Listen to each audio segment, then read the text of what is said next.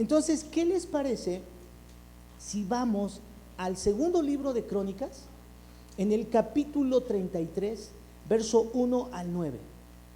Segundo libro de Crónicas, capítulo 33, verso 1 al 9. Y mientras usted está buscando, yo voy a hacer una oración para que podamos tener la guía de Dios en esta mañana.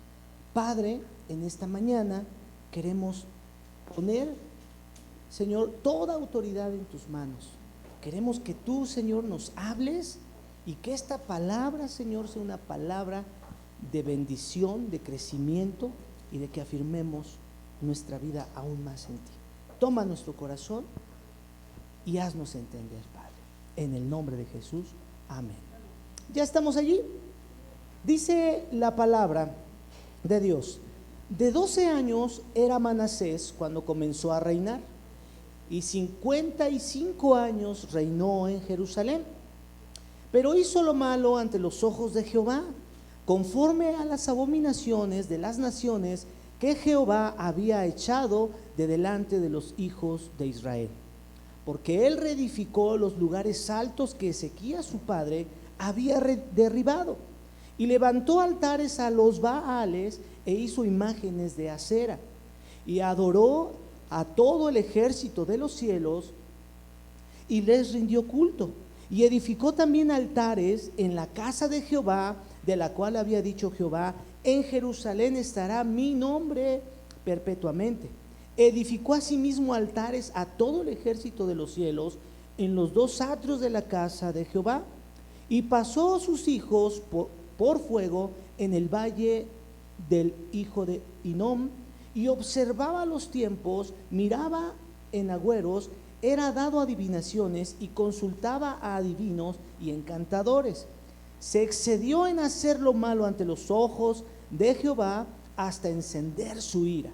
Además de esto, puso una imagen fundida que hizo en la casa de Dios, de la cual había dicho Dios a David y a Salomón su hijo: en esta casa y en Jerusalén, la cual yo elegí, sobre todas las tribus de Israel pondré mi nombre para siempre, y nunca más quitaré el pie de Israel de la tierra que yo entregué a vuestros padres, a condición que guarden y hagan todas estas cosas que yo les he mandado, toda la ley, los estatutos, los preceptos, por medio de Moisés. Manasés pues hizo extraviarse a Judá y a los moradores de Jerusalén, para hacer más mal que las naciones que Jehová destruyó de delante de los hijos de Israel. Padre Santo, qué declaración tan grande estamos leyendo aquí en las Crónicas. ¿Qué vamos hoy a reflexionar?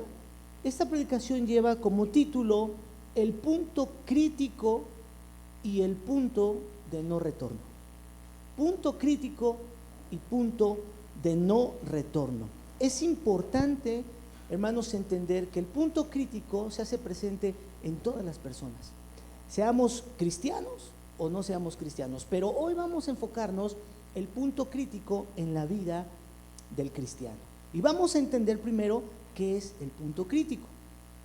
El punto crítico se usa mucho en la aviación, es decir, el punto crítico es el momento de la decisión.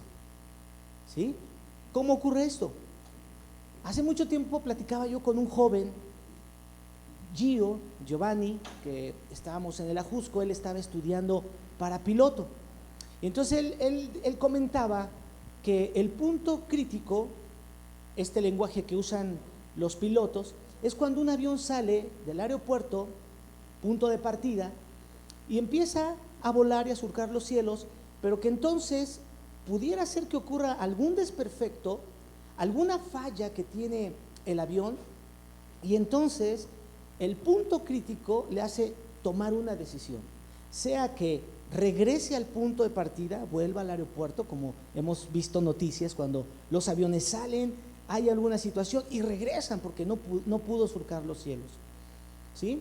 Ese es el punto crítico, y en esos vuelos se toma esa decisión.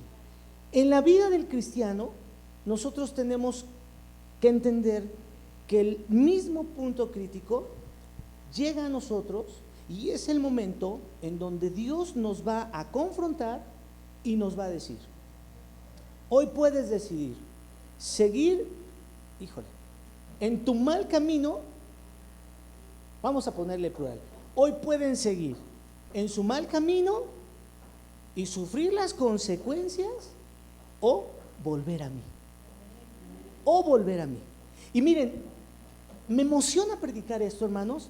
Les voy a decir por qué. Porque muchas veces cuando damos por hecho que estamos tal vez viviendo de la mejor manera, puede ser que nos extraviemos. La Biblia nos habla que no debemos confiarnos. La Biblia nos dice que debemos examinarnos cada momento de nuestra vida. Somos muy dados a contar, en nuestra propia vida, las cosas que vamos haciendo. Y nos vamos poniendo como palomitas, ¿no? Nos vamos así poniendo, y nos vamos calificando, aunque muchas veces estamos cometiendo errores o no estamos haciendo lo que debemos hacer según el diseño de Dios para nosotros como creyentes. Y en un punto de nuestra vida puede ser que estemos cometiendo errores.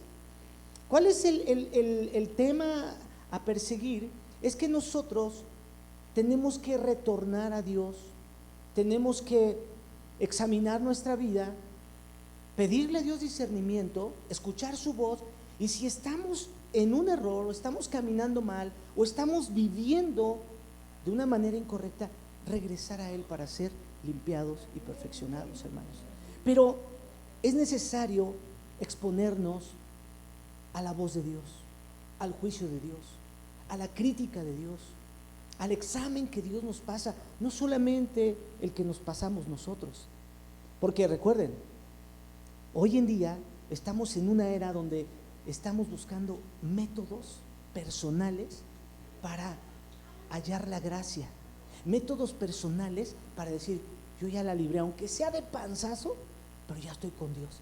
Y eso es un error, porque muchos creyentes, muchos cristianos en todo el mundo se están yendo, escuchen hermanos, a una eternidad sin Jesús. A una eternidad sin Jesús. Ahora, necesitamos escuchar la voz de Dios y necesitamos entrar en el punto crítico, al igual que esos pilotos, esos hombres que navegan que manejan esas naves, y entonces nosotros poder decidir si seguimos en lo que estemos erróneamente, puede ser desobediencia, puede ser pecado, y decir volvemos al Señor. ¿Sí? Vamos a partir entonces, hermanos, de comprender lo que acabamos de leer. Estamos leyendo la historia de un rey perverso, un rey que según la Biblia es el peor de los reyes, es el peor rey que gobernó al pueblo de Dios. Está situado en la tribu de Judá, en el reinado del sur. Vamos a recordar un poco la historia. Recuerden que después de Salomón se dividen los reinos del norte con las 10 tribus y los reinos del sur con las 2 tribus hacia el sur, y allí encontramos a Manasés. Manasés dice, según aquí la palabra en el verso 9, dice que pues hizo extraviarse a Judá y los moradores de Jerusalén, es decir, los cercanos, dice, para hacer más mal que las naciones que Jehová destruyó delante de los hijos de Israel. Es decir, que las naciones perversas, es decir, los malvados que Dios había destruido, pues Manasés los supera siendo hijo de Dios. ¿Cómo está esto? Es algo complicado. Nosotros vamos a comprender el punto crítico en la vida del rey Manasés, porque estos versículos están resumiendo la vida, las acciones de este hombre que hizo lo malo de delante de Dios. Vamos a ver un poquito Manasés. Manasés, dice la Biblia, que comenzó a reinar a los 12 años de edad. Su padre, el rey Ezequías, que había establecido el orden y que había levantado la adoración y la gloria para Jehová, para Dios. Él había hecho cosas hermosas, había llevado al pueblo de Dios, al pueblo de Israel, para que adoraran a Dios. Ahora quiero decirte ¿por qué hizo esto el padre de Manasés? Porque uno de los problemas muy graves del pueblo de Israel, el pueblo de Dios, era que ellos eran arrastrados por las idolatrías, por las costumbres de los pueblos paganos. Miren, déjenme trazar, es una historia muy grande, pero déjenme trazar esto para que comprendamos la importancia. Resulta que Canaán, recuerde, todo comienza, Canaán, un lugar de una civilización muy grande, pero también un lugar de suma adoración pagana, en donde Baal, ahí es donde Baal es exaltado. Ahí están situados los fenicios también. Entonces, Baal, según los estudios, dicen que es ese Dios de la tormenta. A ver si usted va hilando con la historia. Es el Dios de la tormenta y era representado que en su mano sostenía un rayo. Pero iba acompañado de Astarot o Astarte, que es la diosa de la fertilidad o de la tierra. Y entonces estos dioses eran los que seducían al pueblo de Israel, porque recuerden que Dios hace de una persona, hace un pueblo, y ese pueblo Dios quiere que le adore. Pero era tan grande la influencia, entonces Israel, el pueblo de Dios, porque recuerden que para ese tiempo se llaman israelitas, entonces ellos eran seducidos. ¿Por qué? Pues porque estas dos deidades, miren, aparte de que pedían sacrificios humanos y cosas así, estaban dedicados a la prostitución espiritual. O sea, había un desorden en todo, hermanos. Orgías, cosas así terribles. Y el ser humano es atraído por esas depravaciones, por la inmoralidad, por la lascivia, por la sexualidad. Entonces, estos dioses, pues son muy apetecibles para la carne del ser humano. Entonces, Dios levanta a sus profetas, Dios levanta a sus hombres, y el padre de Manasés es un hombre que sigue a Dios y que levanta la adoración a Jehová. Por eso dice aquí la palabra que Dios pacta con esos hombres y les dice: aquí estará mi nombre, pero lleven a mi pueblo a adorarme. ¿Qué sucede? Que cuando Manasés, dice la palabra, toma el reinado y empieza a gobernar 56 años por ahí más o menos, dice que él entonces derriba todo lo que su padre había construido, todo lo que su padre había hecho para guiar al pueblo a tener una comunión, una comunicación con Dios y recibir la bendición. Este hombre no se mide y destruye, imagínense, destruye y derriba todo lo que había hecho su padre. Que si usted ve la historia de las crónicas, los reyes como Elías, que combate contra los 400 profetas falsos, y toda esa guerra que usted sabe, este hombre en su reinado echa todo para abajo. Por eso dice la palabra que Dios no lo aprueba, y que Dios entonces le dice: estás en un grave error, porque aparte estás desviando a mi pueblo de que me conozca. Entonces Manasés tenía un grave problema. Manasés había olvidado a Dios, y Manasés dice que había exagerado su maldad, al punto, hermanos, la palabra dice que ofreció a sus hijos en sacrificio. Vaya viendo lo que dice la Biblia, cuando dice: pasó por el fuego a sus hijos en el valle de Hinnom, es que él sacrificó a sus hijos a estas deidades. Entonces, fíjense, hermanos, el impacto de la maldad, el impacto de lo que Manasés era en su vida. Pero era el rey. Y entonces dice que de lo desagradable que era para Dios, y que hacía lo malo, y que llevó al pueblo, y que consultó a los adivinos y a los encantadores, y se excedió en hacer lo malo, dice aquí en el verso 36, dice, 6, dice: y pasó a sus hijos por el fuego, o sea, los mató, y que la maldad de todo lo que hizo Manasés y todos los pecados, dice que provocó la ira de Dios. Ahora quiero decirle algo, hermanos. Vamos siendo conscientes. Muchos hoy en día pudieran verse en esta condición. Tal vez no son reyes, porque hoy ya no hay reinados, pero sí pudiéramos decir: yo soy rey de mi vida porque estoy gobernando mi vida. Y recordemos que nuestra vida no la podemos gobernar nosotros, la tiene que gobernar Dios.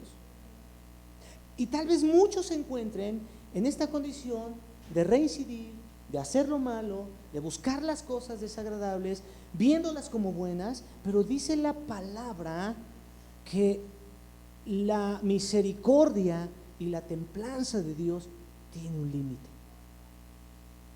Porque lo que acabamos de leer dice que entonces este hombre puso en ira a Dios y dijo: Dios, hasta aquí, hasta aquí.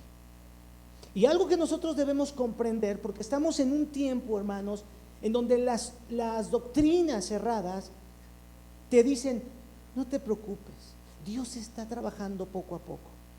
No te preocupes, que Dios es muy grande en misericordia y te puede perdonar. Claro, ahorita vamos a ver que Dios perdona y Dios hace cosas muy buenas. Pero hoy en la actualidad, hermanos, la iglesia tenemos que estar conscientes que también la misericordia, que también las oportunidades de Dios tienen un límite. Y es aquí, hermanos, en donde nosotros necesitamos entender el punto crítico en la vida de Manasés. Eso nos va a enseñar algo, porque así como Manasés fue el peor de los reyes, el más malvado, que retó a Dios de una manera así terrible, también Manasés es el rey que pudo arrepentirse y que pudo ser perdonado. Pero que hoy nos deja una enseñanza que en el punto crítico en la vida de Manasés es cuando él decidió ya no seguir siendo malvado ni soberbio. Dice en el versículo capítulo 33, versículo 12 y 13, dice: mas luego que fue puesto en angustia, escuche esto, oró a Jehová su Dios, humillado grandemente en la presencia de Dios y de sus padres, y habiendo orado él, fue atendido, pues Dios oyó su oración y restauró a Jerusalén y restauró su reino. Entonces reconoció Manasés que Jehová era su Dios. ¿Cómo ocurrió esto? Versículos antes dice que entonces Dios preparó a los asirios, esos imperios, usted note, Asiria y los babilónicos. Dice que Dios estuvo preparando ese imperio y lo mandó a la vida de Manasés. ¿Qué sucedió ahí? Dice la escritura que lo ataron con grillos en sus pies, en sus manos, lo llevaron preso y lo sacaron de su reinado y literalmente iba a morir. Pero fue cuando dice aquí que él entonces humildemente oró a Dios y se arrepintió. Este es el punto crítico, amados hermanos. Pastor, esta historia está muy alocada, esta historia como que no nos viene, es de hace muchos años. Hermanos, ¿cuántas de las veces nosotros seguimos en una vida que ya no nos toca vivir porque Cristo nos salvó, porque Cristo nos redimió de la maldición, del pecado, de la muerte, nos dio vida eterna? Dice la palabra que en Gálatas 5, 2, 8, con Cristo juntamente soy crucificado. Es decir, que morimos con Cristo y resucitamos con Cristo, y nosotros, la iglesia, necesitamos tener todos los días en nuestra mente que vivimos en una vida nueva. Que la segunda carta a los Corintios dice la palabra que nos ha puesto en una vida diferente, y que esta predicación, hermanos, tiene que mover nuestro espíritu, nuestra mente, si es que nos hallamos reincidiendo en alguna situación que a Dios no le agrada, porque somos presa fácil del pecado. Dice el apóstol Pablo: despójate de todo peso y del pecado que te asedia fácilmente. Y esto, hermanos, nos debe motivar a reflexionar si es que nos encontramos en una situación donde el punto crítico que nosotros hemos llegado, ¿qué decisión vamos a tomar? ¿Qué decisión vamos a tomar con nuestra familia, con nuestros hijos, con nuestra vida, con nuestra iglesia, con nuestra relación con Dios? Por eso dice la palabra, porque muchos son los llamados, pero pocos los escogidos. Y si queremos, hermanos, ascender a un nivel diferente, a una vida nueva y cerrar un año dándole la gloria a Dios, es decir, nos tenemos que preparar, tenemos que entender si el punto crítico ha llegado a mi vida. Si estoy en el punto crítico, ¿qué decisión voy a tomar?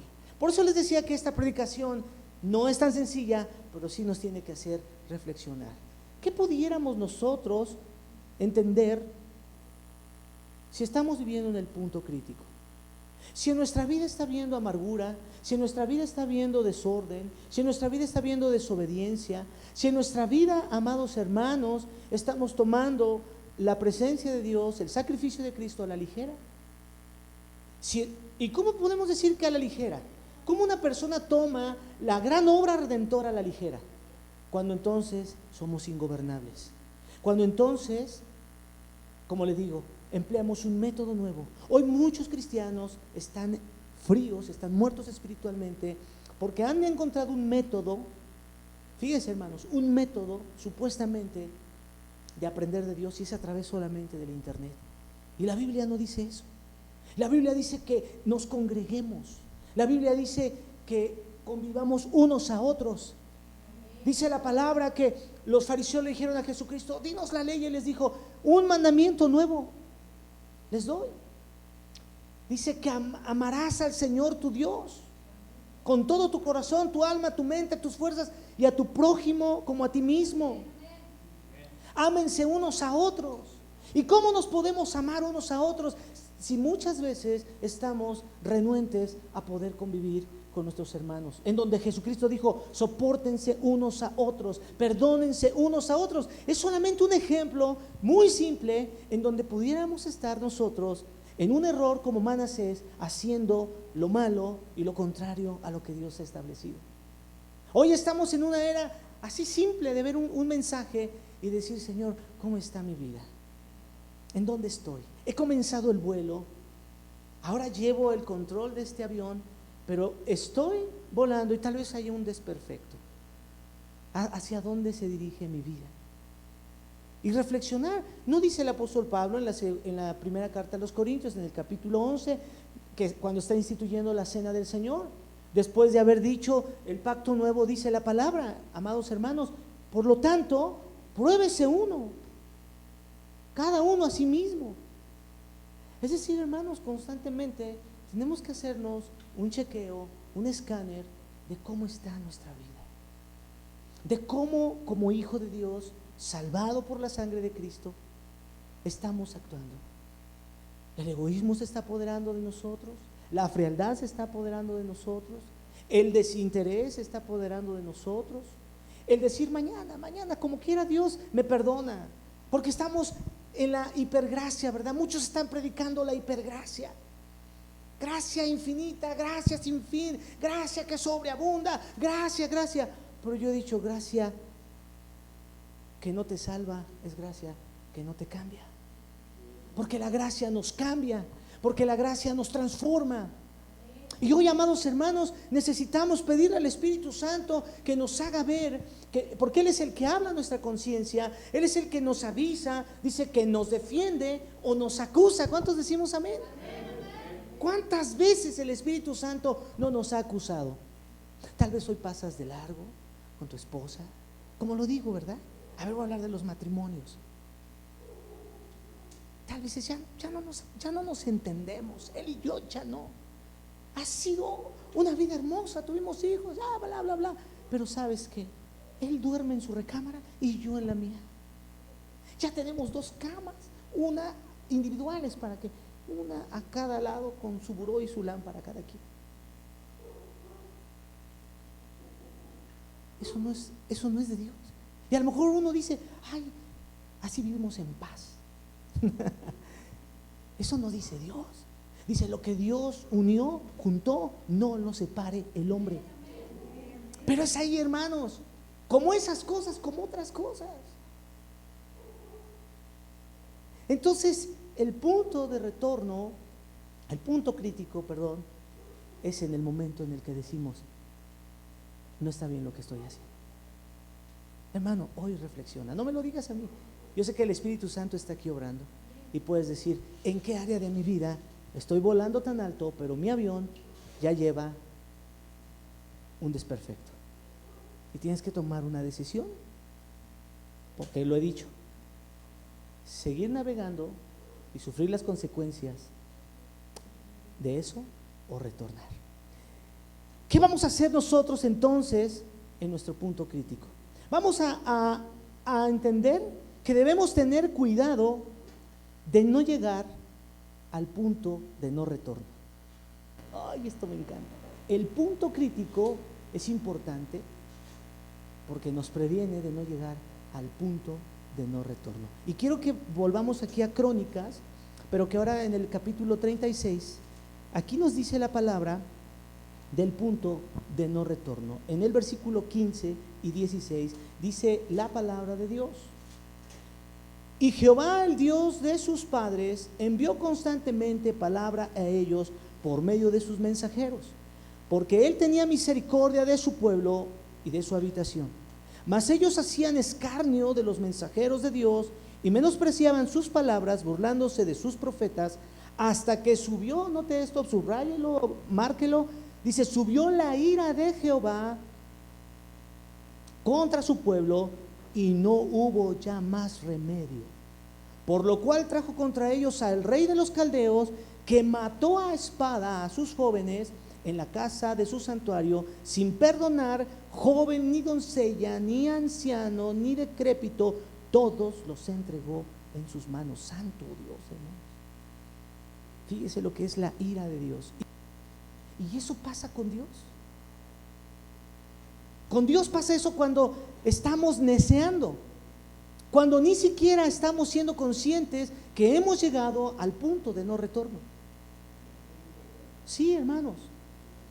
Entonces, escuchemos esto, aunque hay un pacto con Cristo, porque nos han enseñado, es que abogado tenemos para con Dios, es que Dios solamente ve la sangre de Cristo. Claro que la ve porque hay un pacto, pero también dice el apóstol Pablo, hey, corre con paciencia, hey, tienes que ser perfeccionado, hey, tienes que buscar la pureza, hey, tienes que buscar agradarle a Dios, hey, tienes que obtener la corona de la vida. O sea que la vida como cristianos, amados hermanos, implica que tú y yo estemos sosteniendo la salvación en Cristo Jesús, valorando el sacrificio de Cristo. Porque ¿qué sucede, hermanos?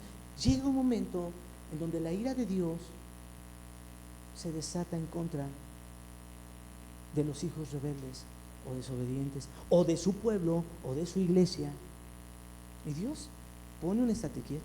Fíjate, dice aquí que llegó el punto en donde se encendió la ira de Dios, y debemos entender que Dios es un Dios celoso, fuerte, que está airado constantemente con el impío y con el desobediente, que ama al pecador, por eso nos entregó a su Hijo, pero que Dios no va a ser burlado, hermanos.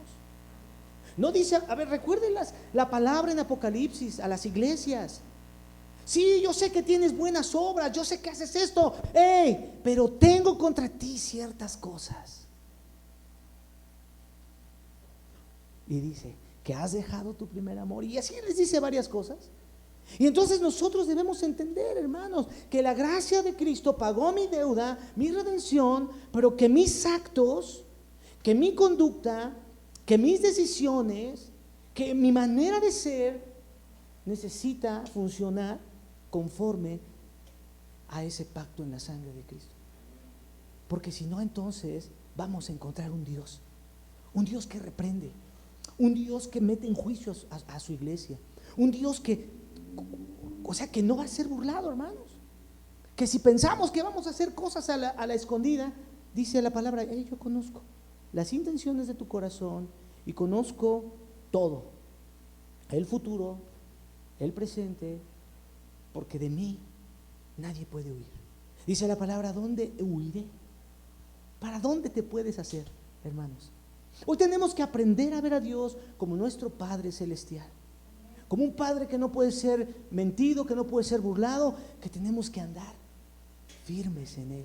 Sí, como soldaditos, hermanos, porque Dios no va a ser burlado.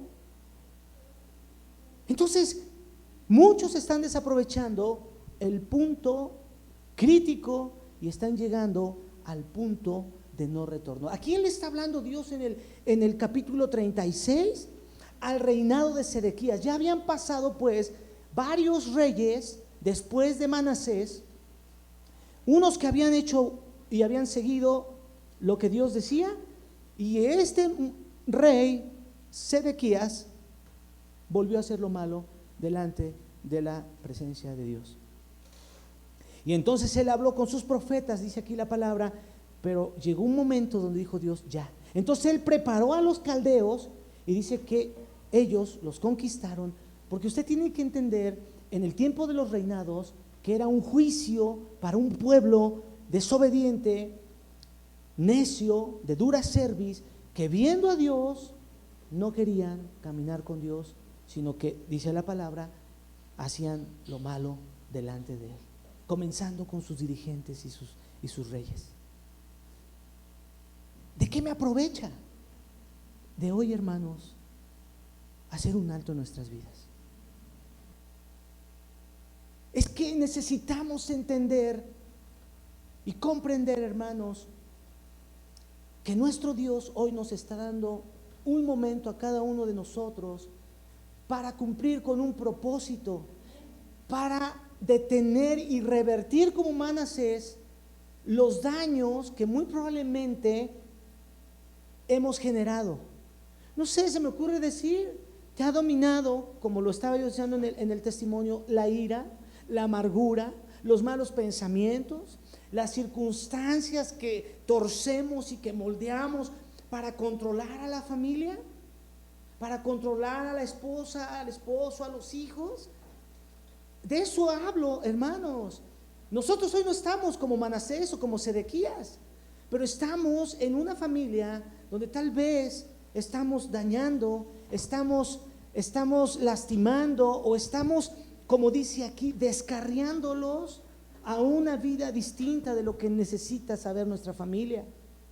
Es decir, hasta dónde, hasta qué lugar nos está llevando nuestro pecado y no estamos decidiendo retornar.